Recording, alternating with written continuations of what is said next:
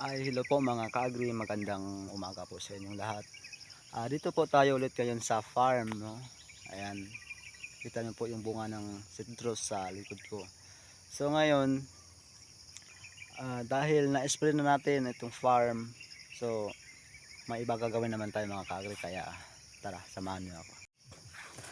Mga ka-agri, ayan mga ka-agri, nakita niyo ang tanim ko na kamatis. Kailangan na rin natin magtanim ng kamatis para may lagay tayo sa mga gulay. Ayan, so ito nagpa-followers na. Ayan, napakaganda po niyan. Ayan po na. Then ito pa po, ayan, pa-followers na. Hindi lang po kamatis, no, yung tanim natin, hindi, meron rin tayong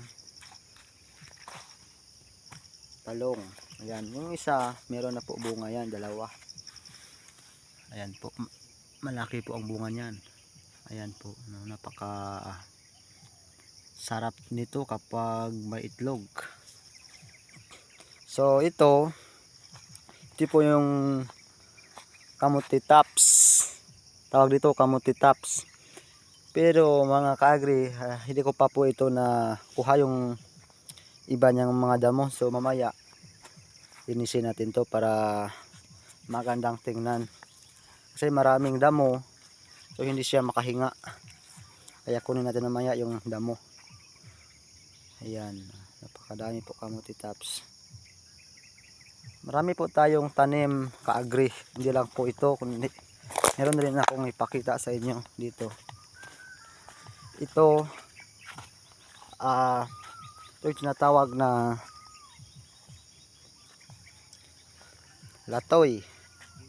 Ayan, wala pa pong bunga yan.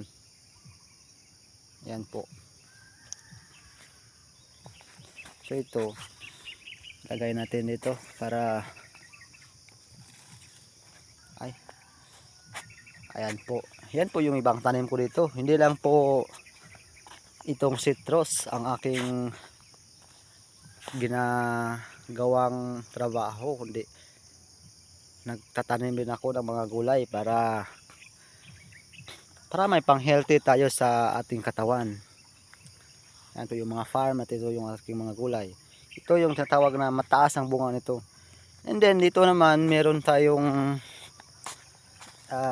iba rin na kapag magbubunga itong gulay na ito na latoy, hindi po yan mataas, mababa lang po.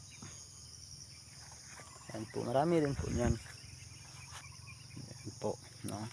Napakagandang tignan ka-agri pag meron tayong gulay, no, sa paligid ng ating bahay.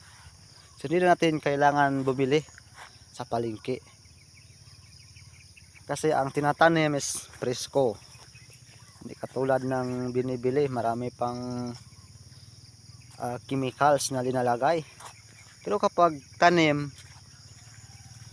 masarap po at healthy pa. Ayan po, nagpa-followers na po yung iba. Actually ka-agri, wala pa pong bunga.